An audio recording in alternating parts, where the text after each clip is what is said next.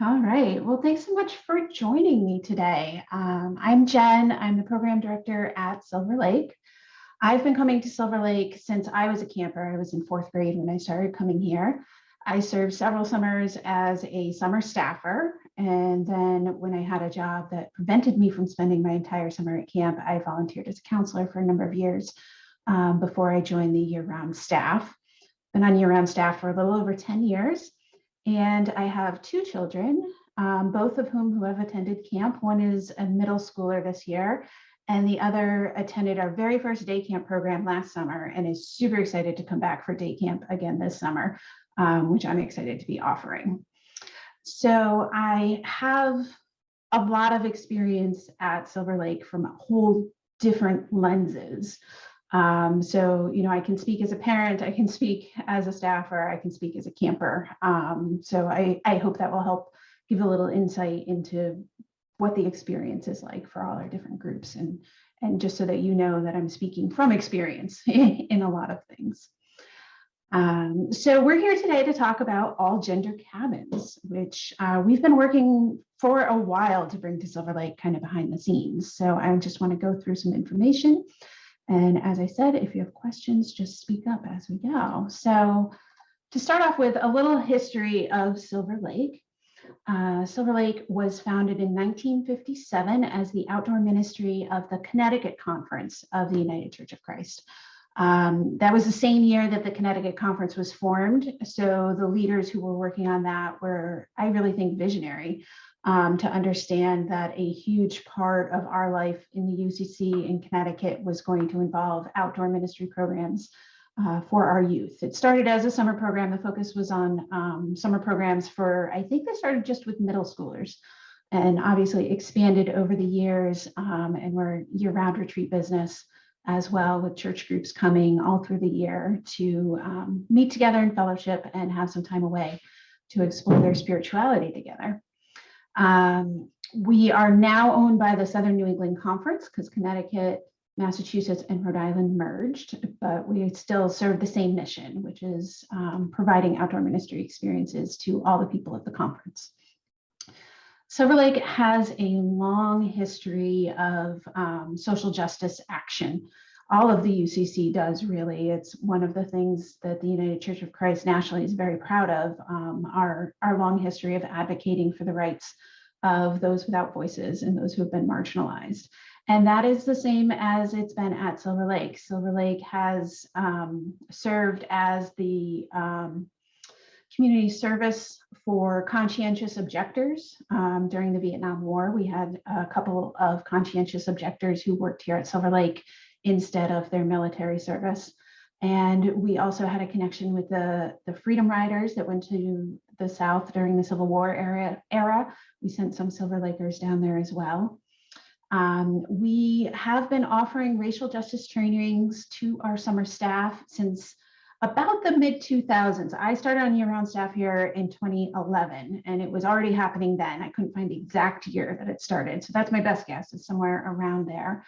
And the intention behind that was to just, we're always trying to make Silver Lake as welcoming to as many people as possible.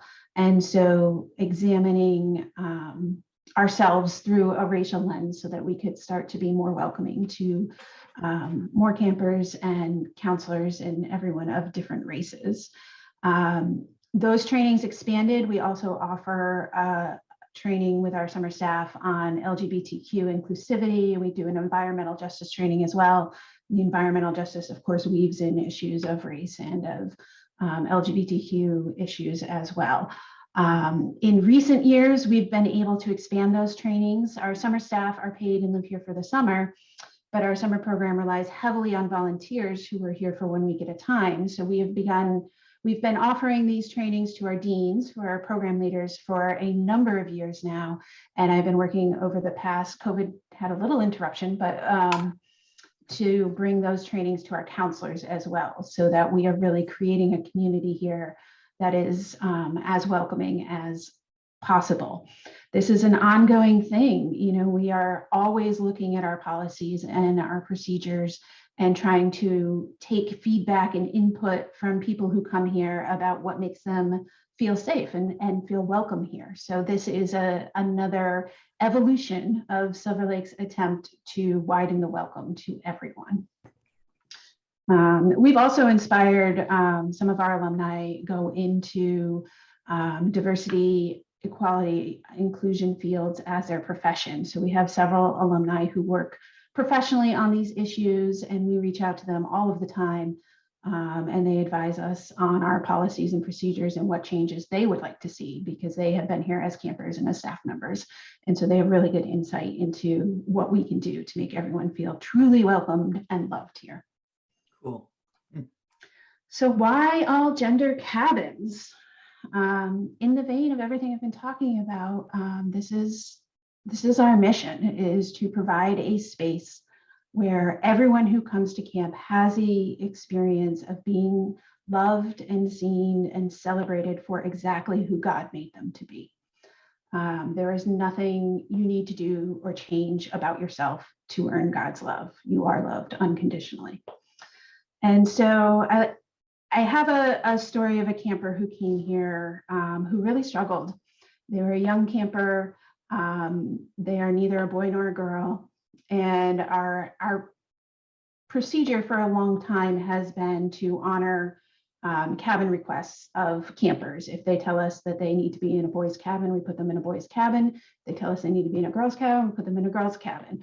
And that has been for a while, for a number of years, how we've handled campers who are not quite traditionally gendered. But we have been very stuck in that binary where we're only offering those two options. And this camper really struggled, and they wanted to be here, but they never felt like they fit in. And they gave it a really good try. And I worked with this family over a couple of years.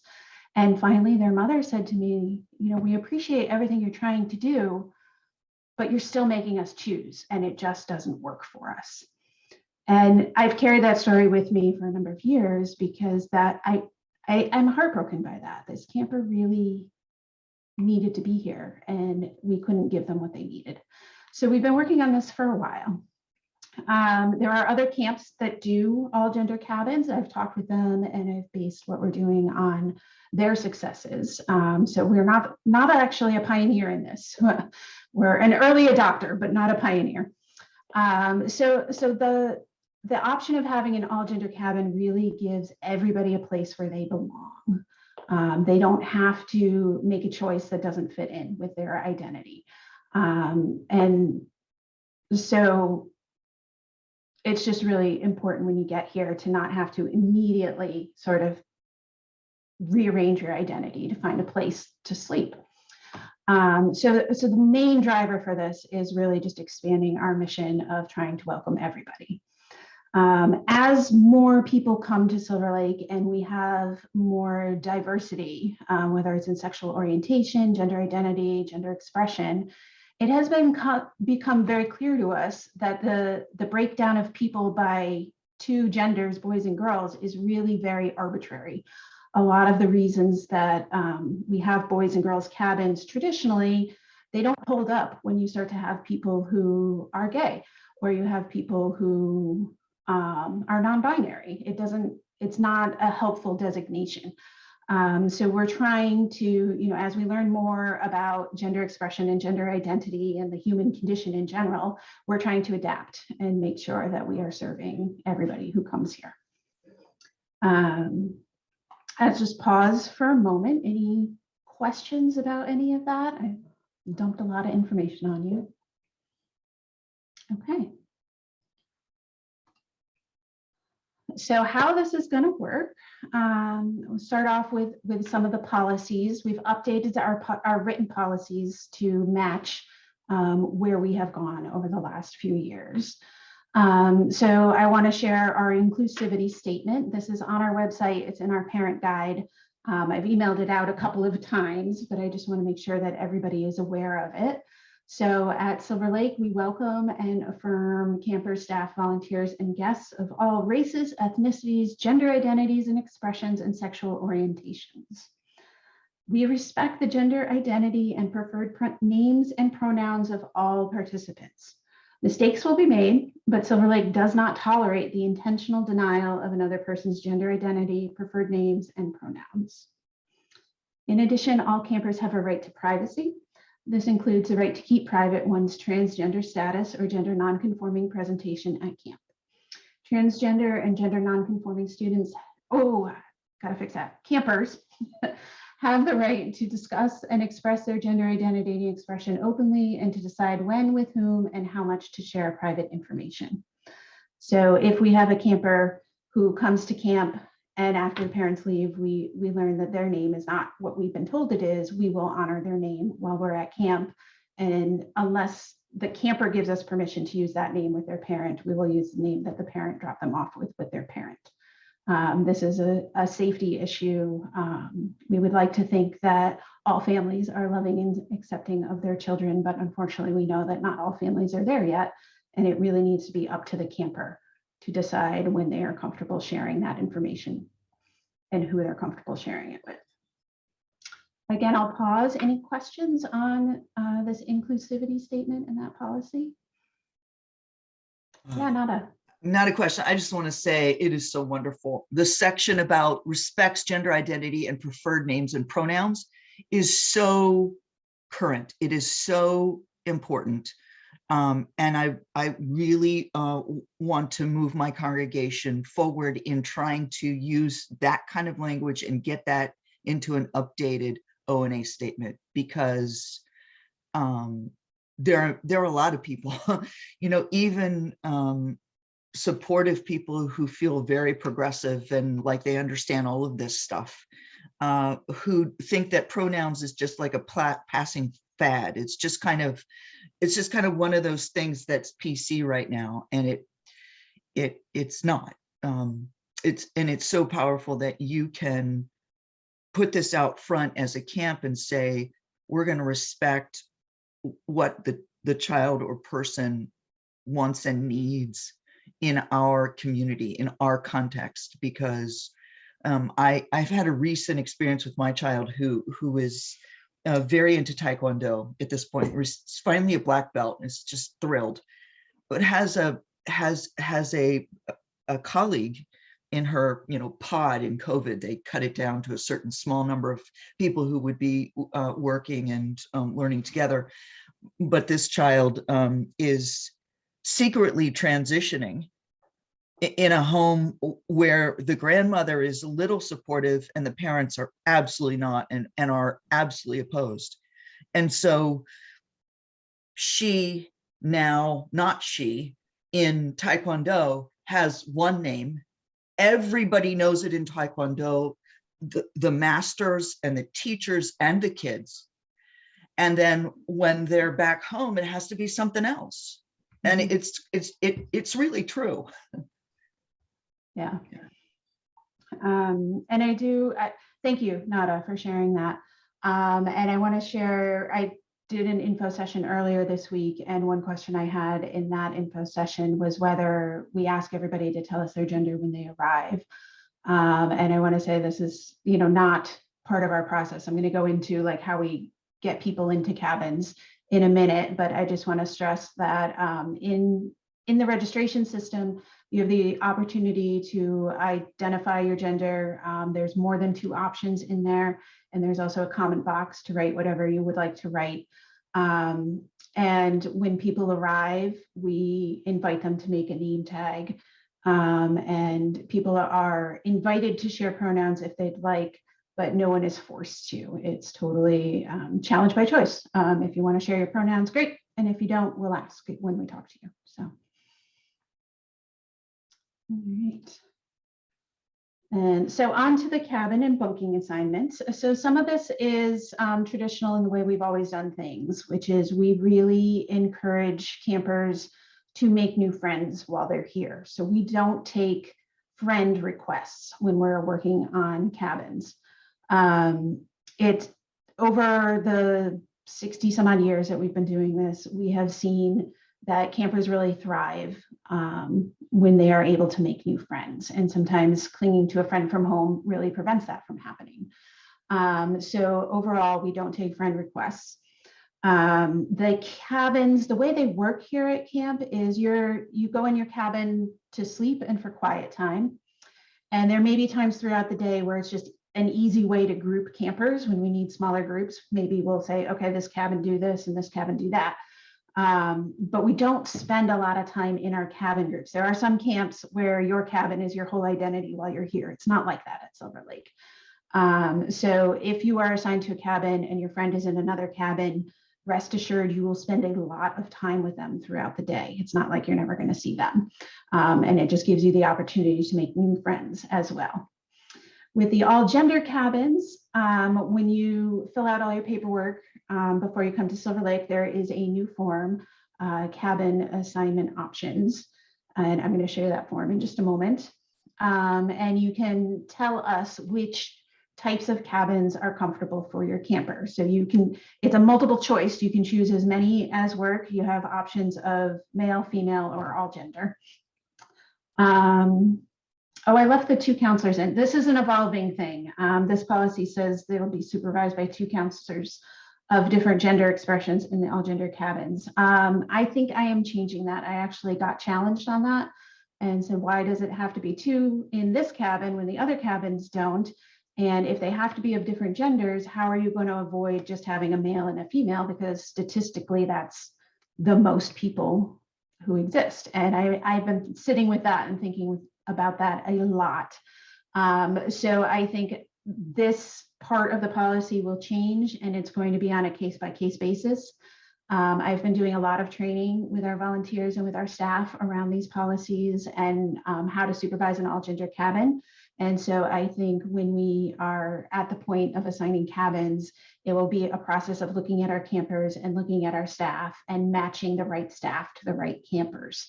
So there may be some cabins that have multiple counselors, but there also may be cabins that have just 1 counselor.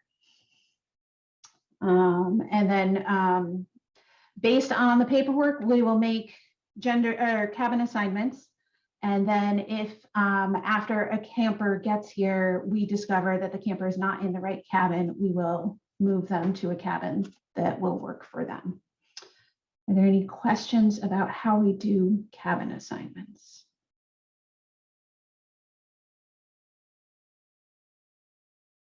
All right.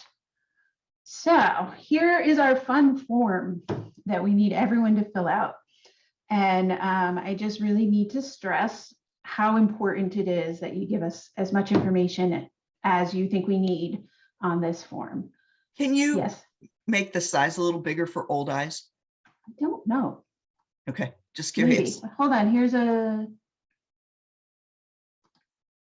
Yes. Is that too big? Ooh, Does that work? Is that good? Okay. Although I don't know. Yeah, I can scroll it. Okay, there we go. So it's multiple choice. So if your camper could be comfortable in an all gender cabin or in a female cabin, please check both of those. And then you can fill in, there's a text box here where you can write, my camper is really excited about all gender cabins, but would be okay in a female cabin. Or you can say, you know, I'd prefer a female cabin, but we're flexible. If you need to put my camper in an all gender cabin, we're okay with that, but we'd like to talk to you about it first, or something like that. Whatever you think it is that we need to know to take care of your camper while they're here. The logistics of assigning cabins, as you can imagine, is complicated. We have many things we have to take into account. One of the primary ones being our ratio of counselor to camper. So we have to find a way to get everybody in a spot where they are comfortable and appropriately supervised, which is why it's really important for all of our families to give us as much information as possible so that when we're putting these cabins together, we can really make the best situation for your camper. I want to stress that all gender cabins are not just for trans children. Cis children, cis refers to people whose gender identity matches what they were assigned at birth, are welcome and encouraged to join our all gender cabins. The idea is that it's truly all gender. And we want to make sure there's a good mix of genders in the all gender cabin. And the same thing if we have a trans camper who really wants to be in a male cabin because they are male and that's where they are comfortable. I very much encourage that, and please share that information that it's important that they be in a male cabin. We really want to make this work well for everybody.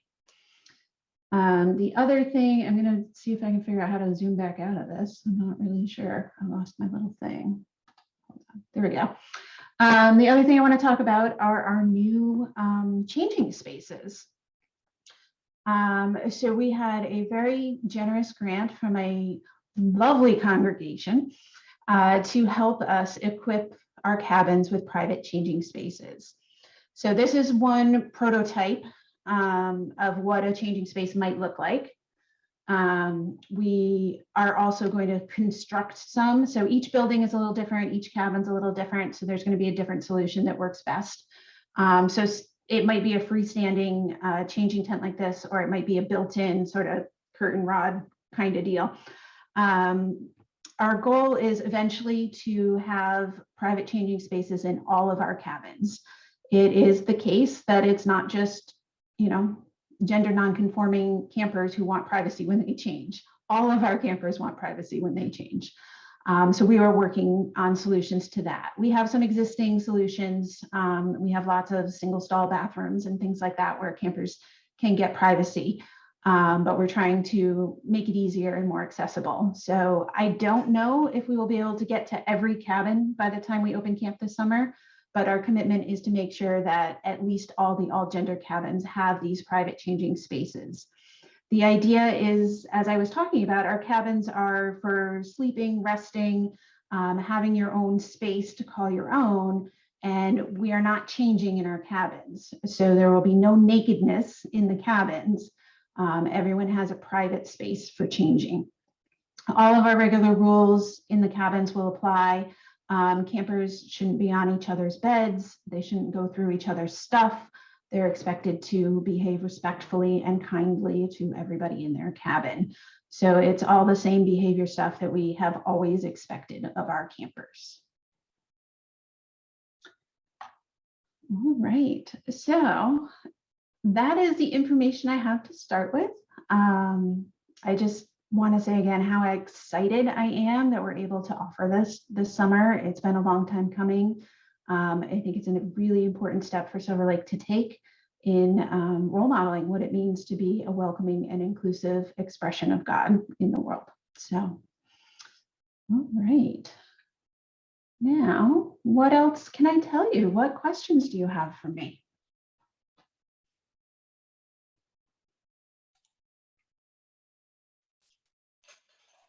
As always, so well thought out. All the details are there. And, just appreciate the thoroughness. So now I can go talk to my 11-year-old and present options and we can get our forms done. So, so thank you. And you've given me ideas to think about at work too. So great. You're welcome. Very much appreciated. Yes. My 15-year-old is going to be very jazzed about this. We've talked a bit about this, and the environment of sleeping and being with other people and being non-binary for my child, it means that camp opens up as being much more intriguing and encouraging than previously. I mean, just on the face of it, let alone, like getting yourself there and believing that this is the place you can be. So. Great, thank you. Yeah, thank you, Jen, for this presentation. You're welcome. My eldest daughter, my kids are all cisgendered. My eldest daughter was at Silver Lake, well, I guess it was several years ago now, and she has a disability, and it was difficult. And so it seems that Silver Lake has come a long way, and it's just wonderful to see. So thanks for that. Thank you. We're always re-examining and seeing how we can do things better. So we're trying. but I do want to say that, so both my kiddos are cisgendered, but I think it's so important to model this kind of welcome and inclusivity, so that kids like mine can be better advocates. I think that sort of really seeing how powerful adjustments like these can be for kids, is just, again, where it's all about equipping them for the wider world so that they can bring this radical inclusivity and love of God out into the rest of their lives. And I think that this is just a great, like the optics of it and the approach and everything is just really good messaging that kids can internalize and take with them. So I'm just very grateful for that. Great, thank you. I think it's I think as Silver Lake continues to grow into this and have experiences, and with your leadership, Jen, and others at the camp, that this is going to be a really important thing to keep sharing and talking about and have stories about, and do a Super Saturday or have a Super Saturday day field trip where people come there, and you have remote people who connect in, and people are able to talk about this, because in the same way that overcoming weird, crazy ideas about LGBTQ people has happened for us and in our churches, in our culture. So we meet people, we know people, we learn stories, we understand the theology, all that stuff. I think this dimension of our life together is that next wave. Camp, not just Silver Lake, but any camp has been for years just such a wonderful experience for young people to have another community outside of their school and their family, Yes. where they can be themselves. Camp is just this sort of deep exhale, where it's safe and it's fun and we can be outside and be together and make new friends. So it's just very needed for our young people.